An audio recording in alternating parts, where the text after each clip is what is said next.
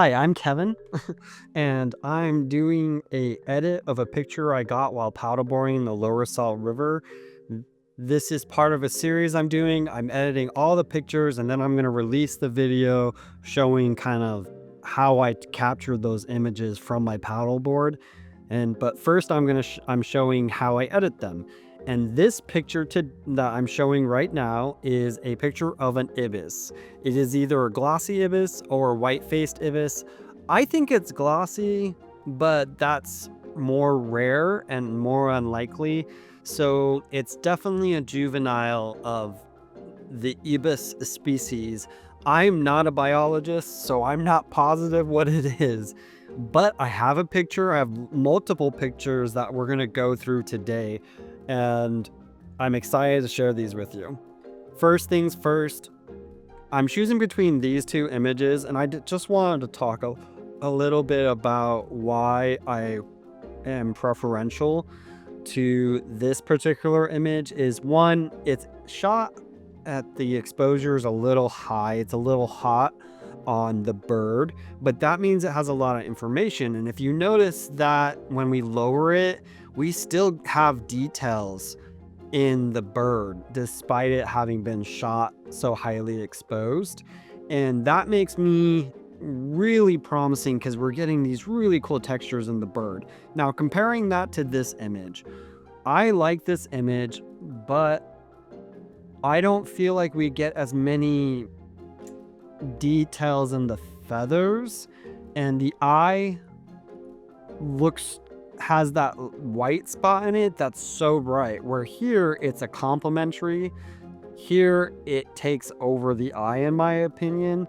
And so I kind of am enjoying this image more, and I am going to choose to edit this image. We're going to start with the global edits, and the first things first is we're going to lower the exposure just a tad for the whole thing, but I am not going to edit for the bird yet. I'm going to have to do that in a mask setting because it is so overexposed. I mean, not so overexposed, it's just a hair overexposed compared to the background that I wouldn't want to lower the exposure for everything in comparison to it.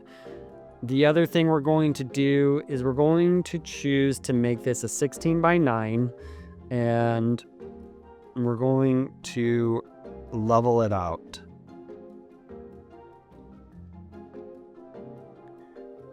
Now I get quiet here because I'm eyeballing this. It's not like I got a bubble to measure it, but I think that's pretty level. Let's look again just to get it right, you know? No, see, that's too far. I went too far. You know? It's a subtle thing. Okay, that looks right to me right now. I always reserve the right to change it later. And right now we're doing the global edits. So I lowered the exposure. Now we're going to bump the contrast just a hair because there is all this shadow in the rocks, and I really like that. We're going to consider, do we want to lower? I don't actually want it lower. I liked it higher. I like that much more because then this makes it feel natural for my eyes to go up to the face. Then we're going to lower highlights. Not too much, just enough, because we are going to have to edit the bird later. Now, shadows aren't so important to me because right now each shadow tells kind of a story of how the sun was so far to the west. And just to mention the settings, I shot this at 7.1 aperture, 400 millimeters at 1/1000. And at the time it was 4:30. It was 4:30 when I took this. Was it exactly 4:30? 4:33. Okay, so it was 4:33 when I took this image, and the sun was quite harsh still. We were about an hour and a half from sunset. Now I am going to mess with the colors. We're going to go with the temperature is going to mean hotter, which is really bringing out the green from the reflection of the trees in the water. I'm loving that. Maybe we bump the saturation too.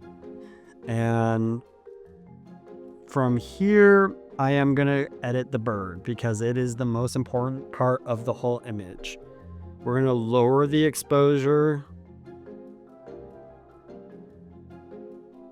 And we're just going to keep going. I don't want to go too far. So you see how the neck's starting to look weird? I don't really love that. So we're going to go higher. We're going to watch the neck. I look until it's weird somewhere. And then from there, I'm going to do the highlights. And I'm having a hard time eyeballing the highlights. Let's see if we can do it on the curve. Okay, so I like to make it look weird so then I can see exactly what I'm affecting, right? So now we can see that we are affecting mostly the white spots and the feathers. So that's not actually where I want, but I'm trying to get the beak. If you look at the beak right here, it is so white, and I don't think that it's naturally that color. I think that's just the reflection of the sun off of it. So I am lowering that. And then we're going to mess with the shadows. Not actually.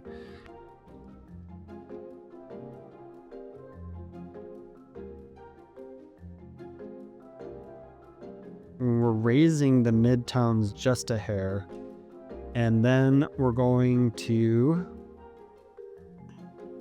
bump the saturation because I don't want the background to be more colorful than the subject.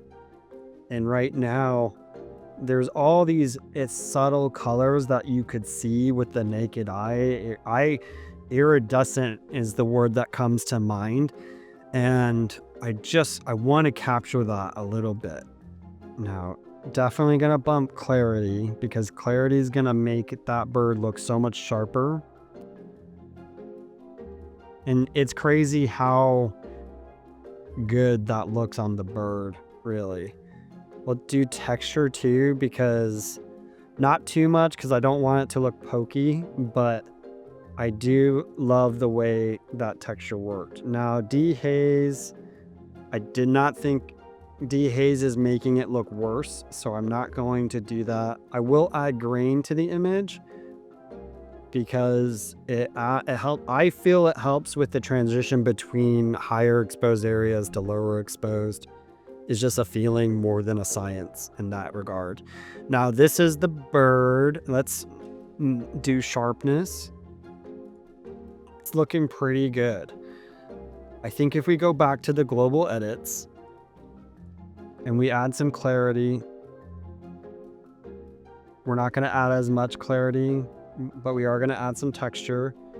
The water's turned more yellow to me, and I want to fix that. So I'm going to lower the heat. And this might actually be a good point to do spot color editing. So we have so much of this yellow going on that I don't actually want it yellow. I think it was more green. And so this is how I can help that look more green. You see how as we subtly move it, I can make it look completely green, way too much. It was a reflection, so there will be a hint. And then, nope.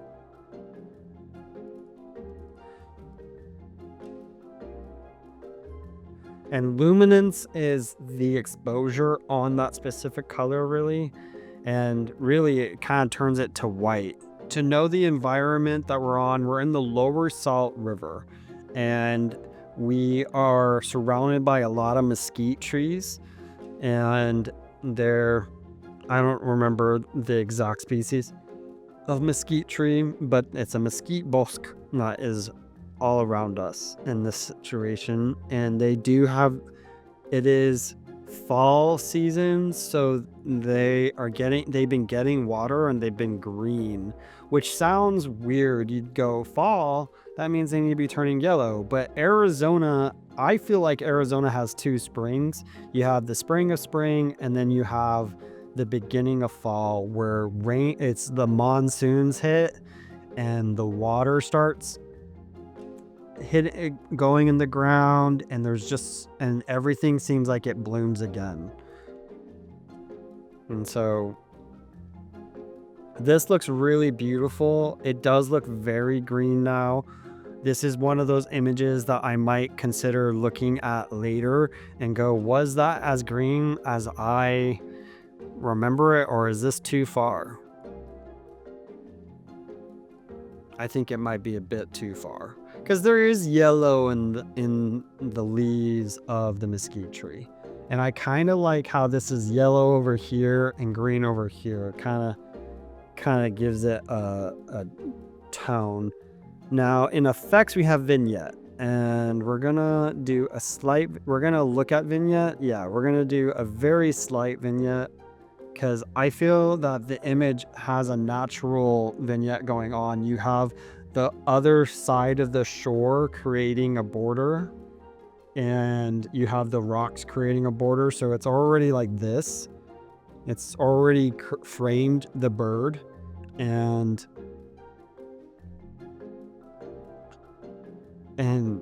it's the sides that are a little different, but then we have these lines happening naturally.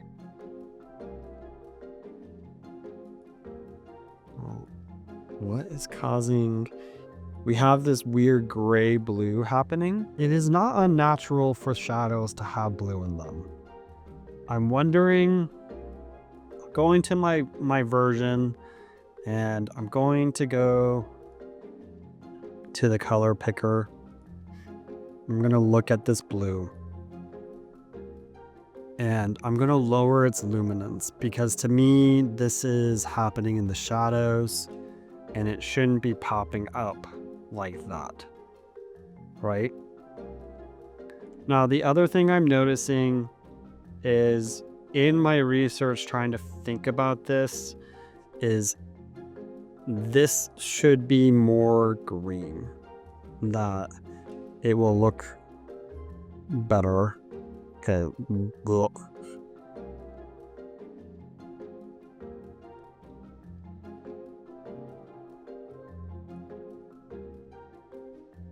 Okay. And then we're gonna go to saturation. That's too far. Vibrance. Far enough. And I'm gonna go to the mask of the bird again. And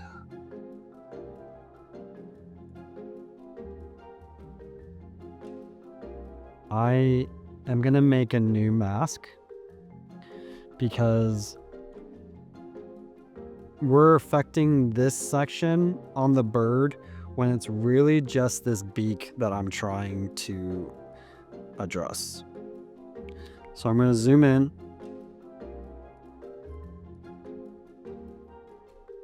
And I got my handy dandy brush. We're going to lower the feather, and then I'm going to lower the size, and we're going to brush just down the middle.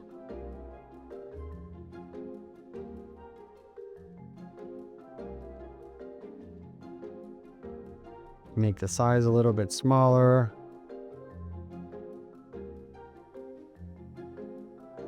We're going to try to cover just the part that is so white. Because even in the red, you can see these interesting lines appear, but from far away it's turning so bright. I'm going to subtract the black because I'm really not trying to raise the block. I'm trying to really focus on just this white part. And my goal whenever I'm doing something like this is if you edit it too much, it will separate from the rest of the bird. I don't want it to separate. I want it to blend in. I just want those details to come out more. And as I'm lowering it, well, I'm just going to go all the way to give an example. See, you see how that cuts it out? When you're cutting it out, it's not natural anymore.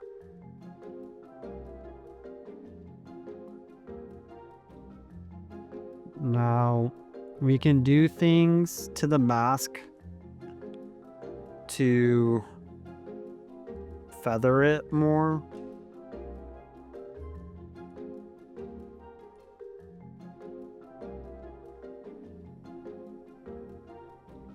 So it's not such a hard stop. You see how that makes it a lighter pink?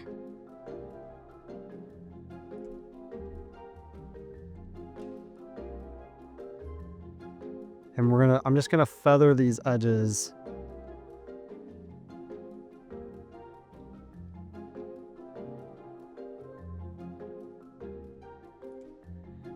Because I did like it. I liked it a lot.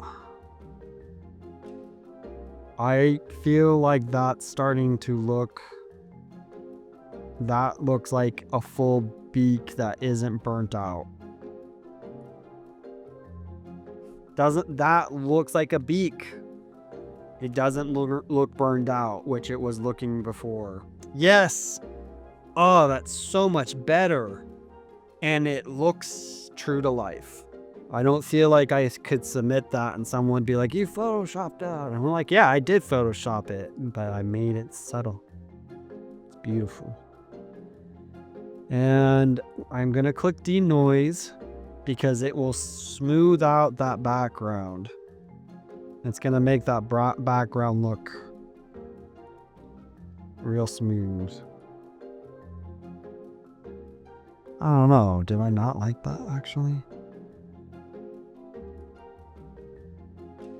Interesting. I don't think I like the denoise right now. Because when we denoise, you see how it's making it look water? Well, I mean, it is watery, but it's making it look murky. Where this is water, this is murk. Water, murk.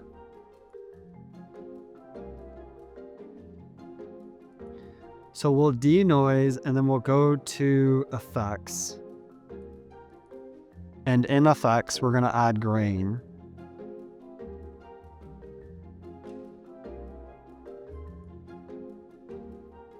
I'm not going to denoise it. I'm not going to denoise it. Which is rare for me to say. Because there's something going on that this grain is adding to the image in a way that when we denoise it, ruins it. So I'm going to keep it this way. And that's this image. We're going to copy these settings. And we're not going to copy the mask because each of the birds are going to look different and they're also going to need a different editing. Definitely want this image because it fits in the story. And I don't really want this one because it feels like the eye is getting overpowered. So I'm actually going to black that one out. And then this is the series that I could not decide. I could not decide which of these ones I want because each of them is cool for different reasons. And we're going to go through it. So we're going to paste it. And then I'm going to make it full. The crop. My camera makes it so that the crop is only 16 by 9 at first. And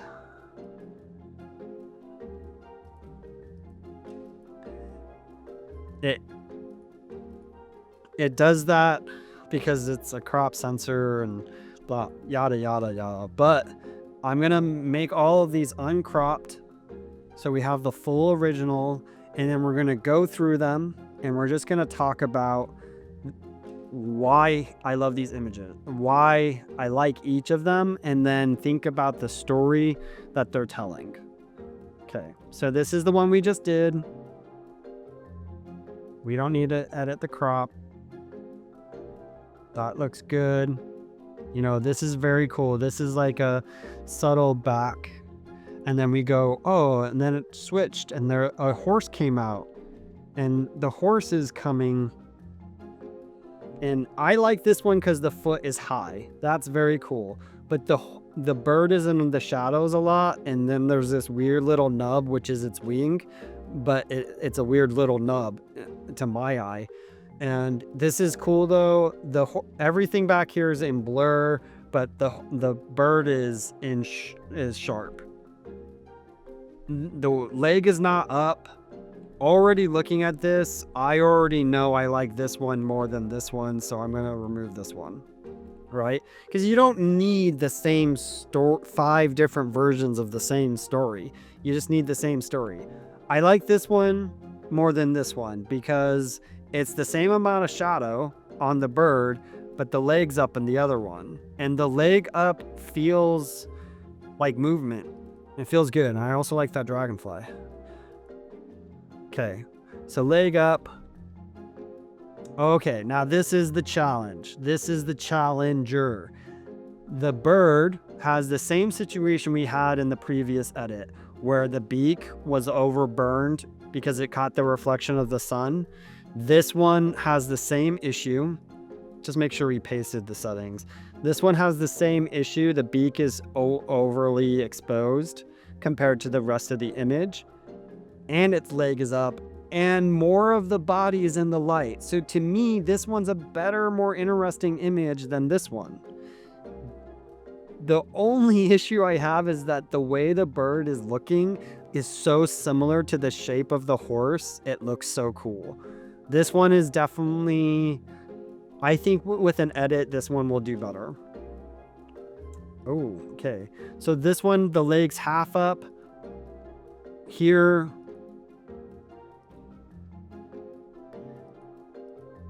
the leg is fully up, but it looks like it's pulling it up rather than putting it down. Here the leg is being put down. This image is right side heavy, where this one just barely balances it out to the left. I like this. I like this.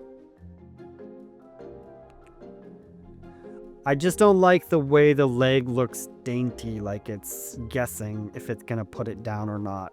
So I'm actually gonna get rid of this one. Now, that's a different setting. That's gonna be a whole different video. Don't look at that picture. What are you doing? Calm yourself down. You got things to do. I'm gonna keep this one here because I think it looks cool to flip back and forth. Now let's do some editing on that beak. It really is the beak that needs the most attention. We also have to decide the crop. And remember, I'm on a paddleboard, so if the horizon's not straight, I was in the water. So I deserve some forgiveness. So we're going 16 by 9 because this is gonna go in a video. If I was printing it for a book, I think I'd go with the 4 by 3.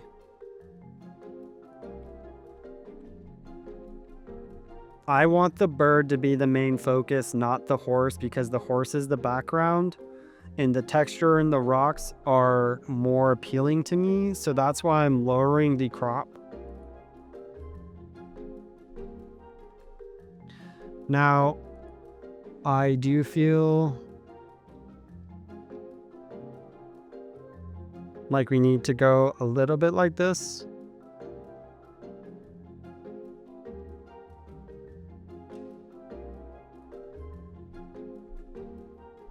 Yeah.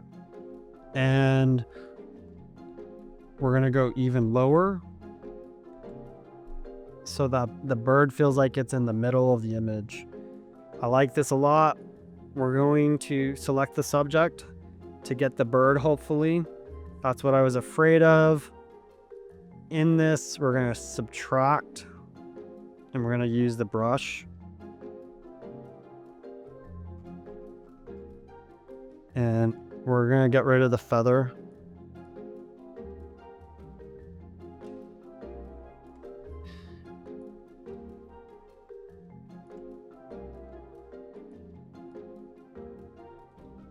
Okay, so it's doing the same thing it did in that other video. We're gonna bump the flow. So it is removing it, but not. There we go.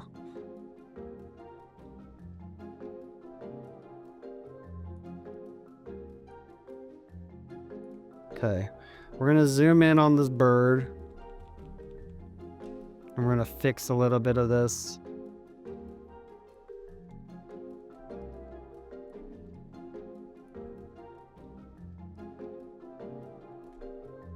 I don't mind the rock per se, but I do mind the water being edited.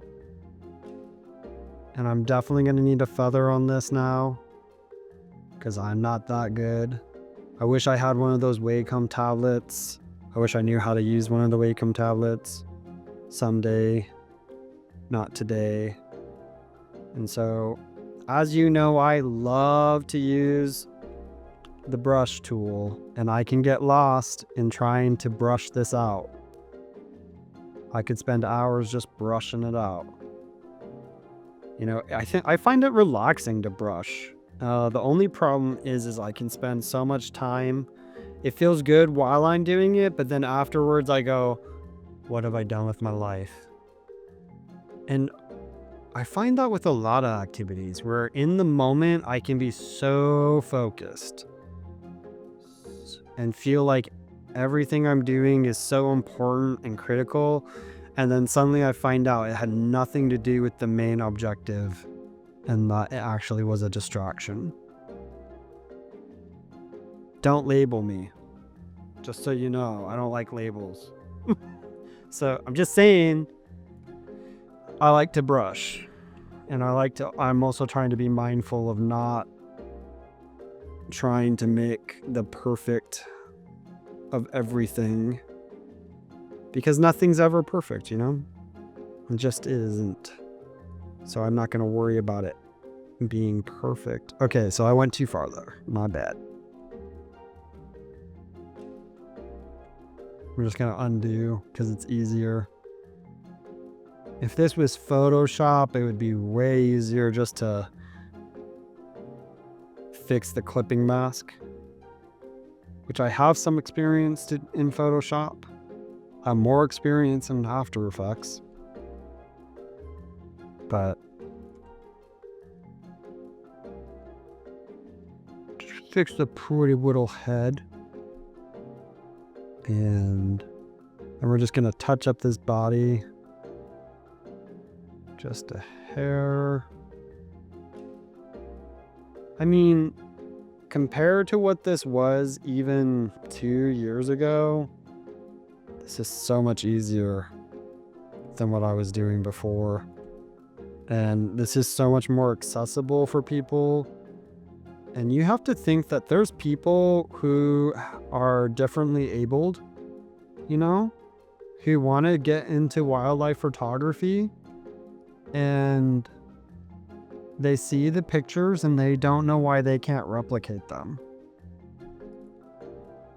That's one thing that really is one reason why I want to show my editing, because to me it's important to show the reality of how deeply I edit my images. And we have this, and so that's why I'm making this series, because I have run into so many photographers where they feel bad because they can't get a specific type of image that they see somebody else get. And it's not because of their skill as a photographer, it's because of their skill as an editor. Okay, so as you can see, I already did minus 0.4 exposure, and that really already bumped up so much of the different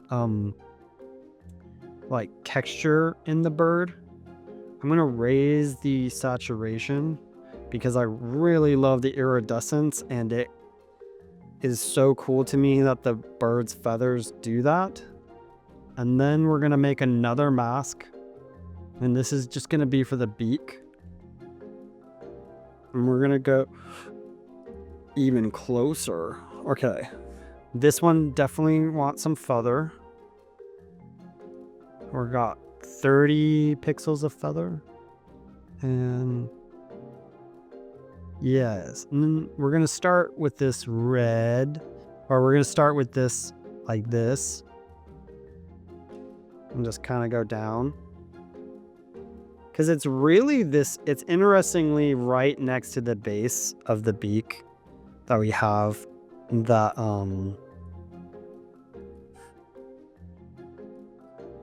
that overexposureness really hits hard. And you know,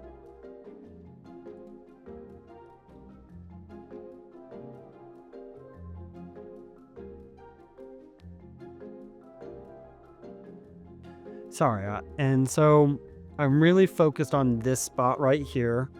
We're gonna lower the exposure just a hair at a time until it looks natural. Oh, see, it's like just there. Then we're gonna go to highlights. We're gonna lower the highlights, and I'm gonna stop there. I'm gonna stop there, and we're gonna look at it. And voila, the bird no longer looks like it's got a reflector on its face. To me, though, one thing I'm noticing is I'm feeling like the image is much darker than I want it to be. So I'm actually going to raise the exposure for everything. Not that high. Because now, yeah, I'm really proud of the way that's turned out. The bird seems much more in line with the rest of the image. We're gonna bump the clarity. We're gonna lower dehaze. Yeah, which is hazing. We're gonna lower the haze so that it's not, the gradient dark isn't so bad. Maybe raise some of the grain and texture. Yes. I love that. And then sharpness. We're gonna do sharp. If there was a feather poking out, I don't want it to look so sharp that it looks like it will cut me, but I do want the image to look like, oh dang, that's the subject. And now we're gonna go down. We're gonna raise clarity overall, because this image is different than the other one, where this picture has a lot of murk or like blended texture, because you have the depth of field is just this sliver, really. It's like the bird and then this sliver of rock and then it's water. This image, on the other hand, has all of this, and this sliver is so much. And so raising the clarity, I feel like the need to raise the clarity and the texture in this, because there's just more texture to see and it's more joyful. We're gonna check dehaze. I don't like dehaze on this image, which I love dehaze in my landscape photography. Absolutely love dehaze.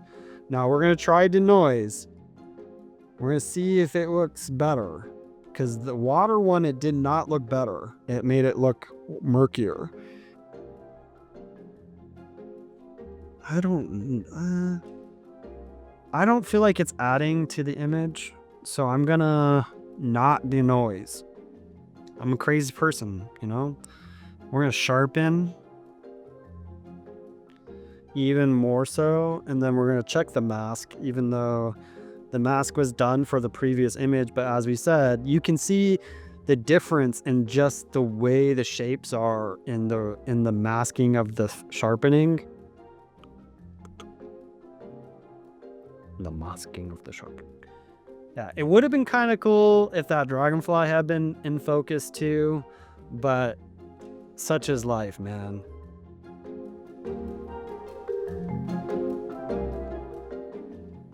We're gonna copy this edit, and we are gonna copy the masking. Actually, no, we're not gonna copy the masking. Yeah, we're gonna copy this, and we're gonna go here, and we're gonna paste it, because this one doesn't have the same issues as this one. This picture looks so much... Oh, well, that's because it's cropped. That's why. Okay. We're gonna crop this image so it's a fair judgment. We're gonna fix the horizon just a bit.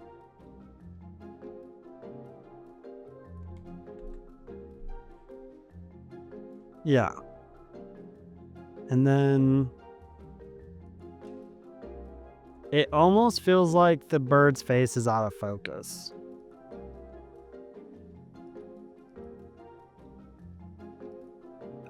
As much as I love this image,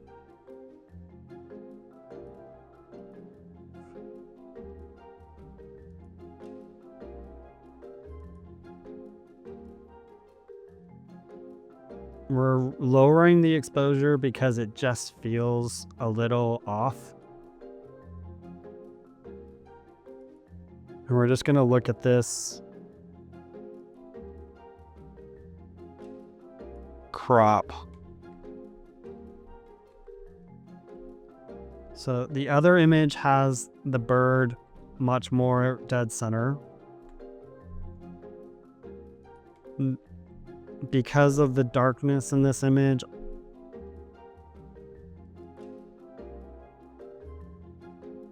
it does look cool. It is a cool series. But I would only print one of these, and I wouldn't print this image. Well,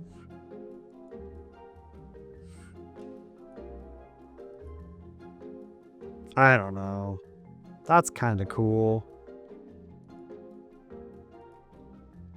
It's hard, man. I'm gonna keep it. I think it looks more interesting in different ways than this image. There's something wrong. This isn't quite as sharp as I want on the face. And I think the focus is hitting here. It's hitting the frontal panel of the feathers versus right on the head.